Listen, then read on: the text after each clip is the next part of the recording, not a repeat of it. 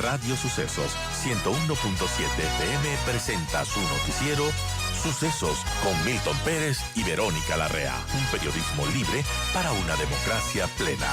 Los hechos y las opiniones de los sucesos que marcan nuestro tiempo.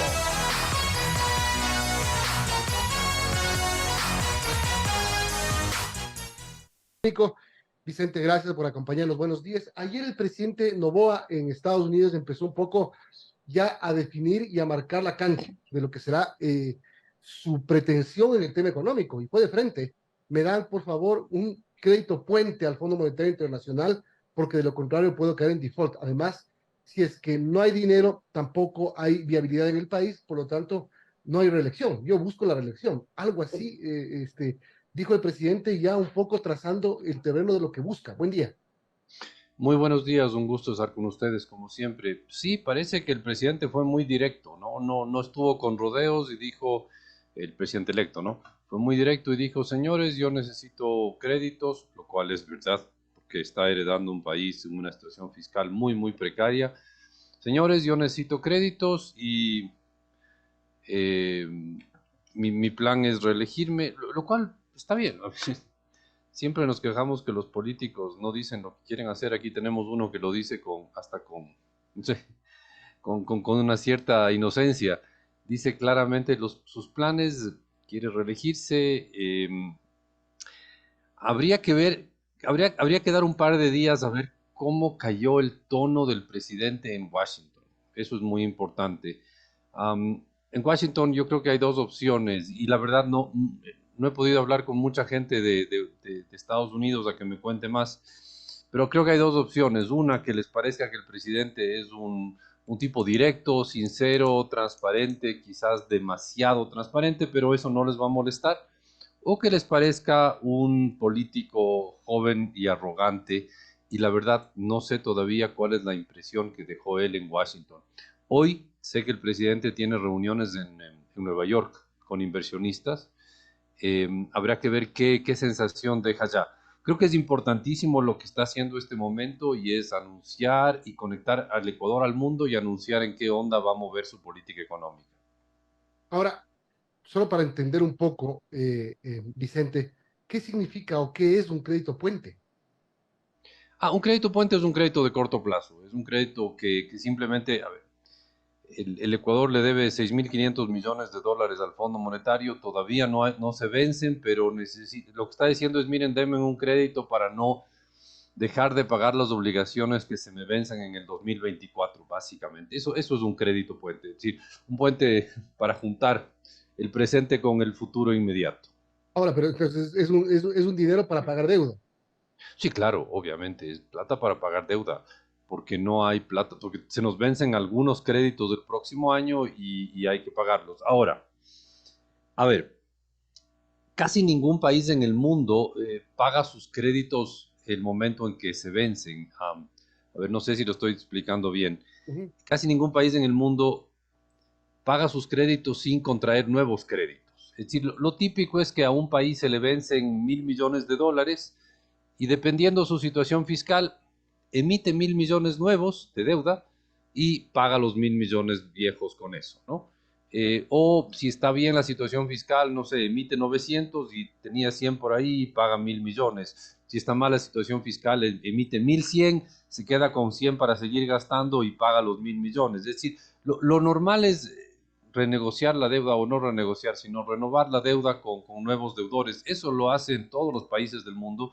Y un poco lo que está diciendo él es, señores, denme plata para pagar las deudas, no entrar en moratoria y simplemente adquiero nuevas deudas a cambio de las viejas. Más o menos es lo que está diciendo. Pateo el problema al futuro. 8:48. Estamos conversando con Vicente Albornoz, decano de la Facultad de Economía de la UDLA. Vicente, buenos días. Respecto a lo que mencionaba ayer el presidente electo Daniel Noboa, ¿es real esa advertencia que hace a los multilaterales de que el Ecuador en efecto podría caer en default, es decir, dejar de pagar sus obligaciones? Sí es real. Podría quedarse sin plata y dejar de pagar sus obligaciones. Hoy el Ecuador está con abundantes atrasos, no ha pagado algunas cosas del gobierno ecuatoriano. Es difícil tener un dato exacto, pero los atrasos son evidentemente grandes. Y el próximo año vienen más vencimientos de más deudas. A ver, hagamos un poco de memoria. En el año 2020 renegociamos toda la deuda que teníamos en bonos. Se renegociaron 17.000 millones de dólares de deuda en bonos. Se redujo a algo así como 15.000 millones de dólares de esa deuda, pero igual hay que ir pagándola. Y se le dio al Ecuador 4 años de oxígeno, que eran el 2020, el 2021, el 2022 y este 2023. En esos 4 años lo que se esperaba es que el Ecuador reorganice sus finanzas públicas y las vuelva más sostenibles en el tiempo. Para eso incluso se hizo una reforma tributaria que subió impuestos.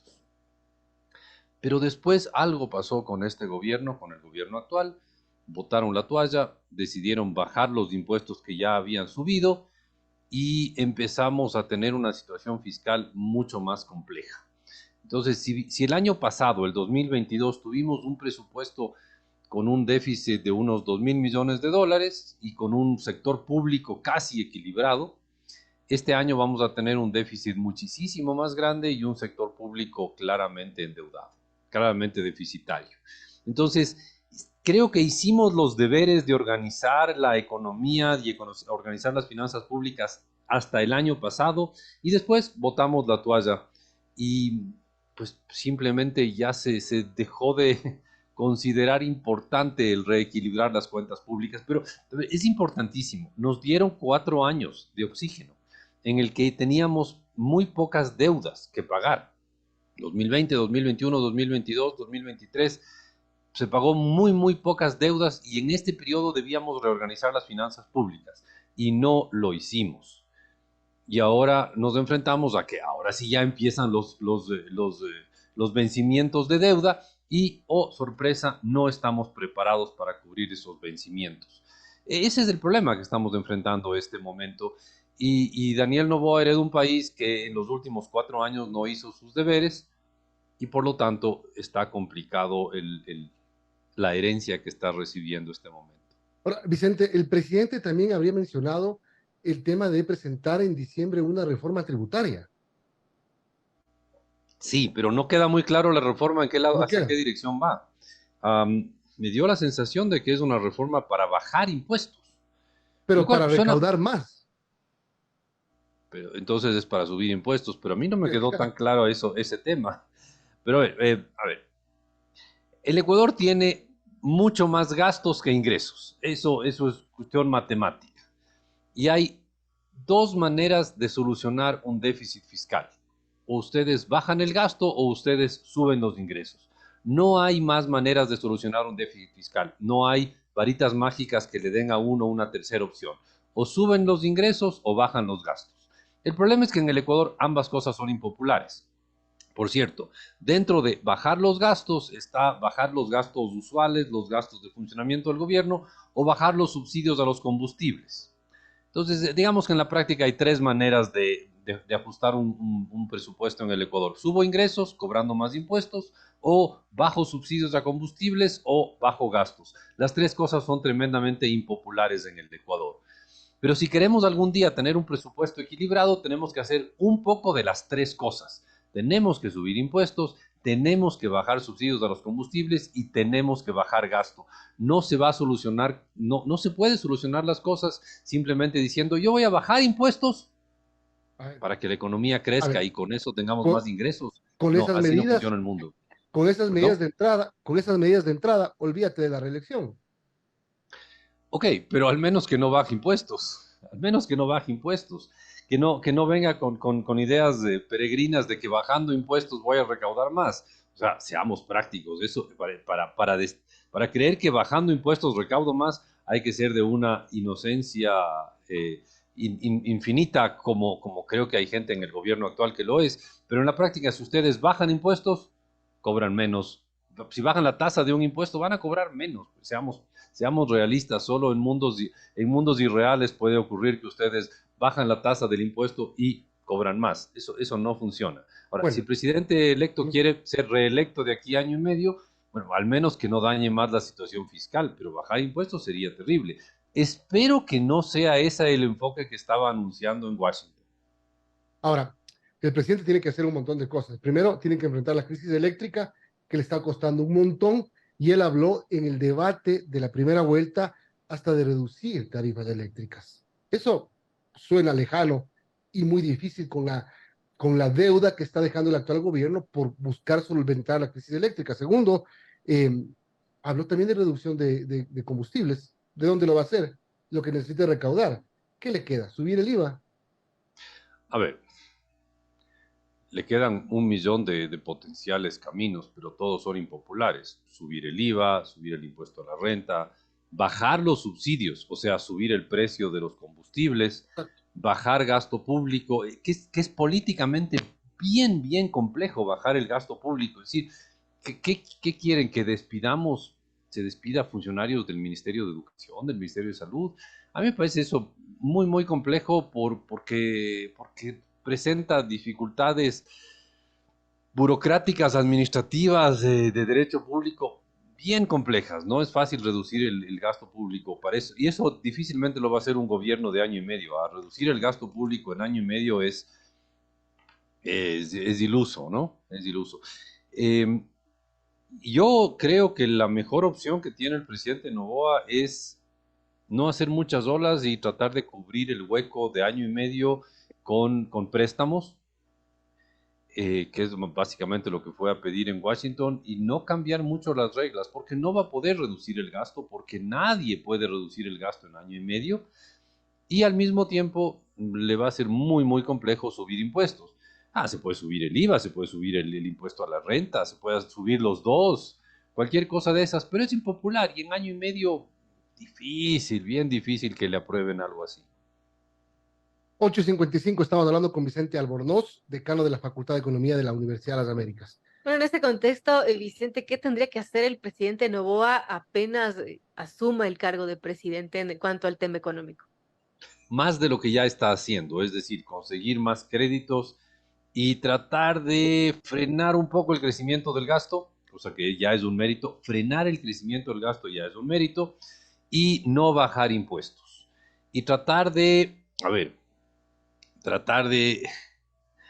no sé cómo decirlo, pedirle de manera lo más comedida posible al gobierno actual que no haga tonterías al momento de salir a las últimas semanas del gobierno actual, y que más bien haga algún sacrifique popularidad a cambio de implementar buenas políticas económicas. ¿A qué me refiero? Ojalá el gobierno actual no suba el sueldo básico a 475 como lo ha anunciado. Si yo fuera el presidente Noboa, le pediría a Guillermo Lasso que por favor no le haga ese daño al país, que lo único que va a hacer es causar más desempleo, más empleo informal. Segundo, le pediría que suba un poco los precios de los combustibles. 10, 20 centavos por galón no es el fin del mundo, y le dan un montón de oxígeno al gobierno, al futuro gobierno. Es decir, si es que Guillermo Lasso saliera del gobierno actual sin subir sin subir salarios y subiendo un poco los precios de los combustibles, le haría un enorme favor a la economía, aunque claro, perdería popularidad y no dejaría un legado como el que sueña dejar Guillermo Lasso, ¿no? Ese es el problema. Pero, sería un avance que el gobierno actual salga poniendo un par de cositas en orden: subsidios, salarios. Si yo fuera el presidente Noboa, estaría por poco rogándole al presidente Lasso que haga esas 2 o 3 cositas útiles al momento de salir, y que al menos no cause ningún daño al momento de irse. Bien dice el dicho, mucho ayuda el que no estorba. Entonces, que no le complique la vida a Guillermo Lasso a Daniel Noboa al momento de salir. Eso creo que debería ser el trabajo más importante del presidente Noboa, aparte de conseguir créditos afuera de multilaterales. ¿Y por qué tienen que ser multilaterales? Porque nadie más nos presta a estas alturas del partido, porque nuestro riesgo país es demasiado alto y no nos van a prestar los mercados internacionales. Bien, una última pregunta, y sobre lo que tú mencionabas hace un momento. El equipo del que está rodeándose el presidente Daniel Noboa. Ayer justamente también coincidió en que anunció a su ministra de Economía, Sarija Moya. ¿La conoces? No. Pero me parece una interesante señal. Y lo digo así, creo que es una interesante señal. Pone una mujer joven, profesional, bien formada, no la conozco, no he visto más que un currículum por ahí que estaba en el internet. Parece que tiene buena formación, es una chica joven con algo de experiencia en el sector público. Me parece que es una interesante señal el poner gente distinta, poner gente diferente. Desde el punto de vista comunicacional me parece algo fácil de vender, de explicar. Démosle el beneficio de la duda a Saría. Sarija, ajá. Porque Moya. a la señora Moya. Démosle el beneficio de vida a la economista Moya, porque hasta ahora lo poquísimo que se ha visto de ella suena positivo, es decir, una persona joven, con experiencia en el sector público, con buenos estudios. Hasta ahí no veo nada criticable, al contrario, me parece positivo. Démosle el beneficio de la duda a la señora Moya. Y que también está con el presidente en esta gira, que eso también Correcto. es importante porque está entrando de entrada, digámoslo así, valga la redundancia, Sí. a los temas candentes. Ayer circuló una fotografía del equipo presidencial con la señora García, Sonsoles García, con la señora Sommerfeld, y con el señor Carmiñani y con la señora Moya, con gente del Fondo Monetario Internacional, incluso con ecuatorianos que están en el Fondo Monetario Internacional. A ver, seamos realistas, no hay nadie más que nos pueda prestar dinero en este momento. El Fondo Monetario, el Banco Mundial, el Banco Interamericano de Desarrollo, y por ahí se acaba la Corporación Andina de Fomento, el Fondo Latinoamericano de Reservas. Nadie más nos puede prestar. El hecho de que el presidente Noboa esté este momento conversando con esas instituciones, que son las únicas que nos pueden prestar plata, me parece muy positivo.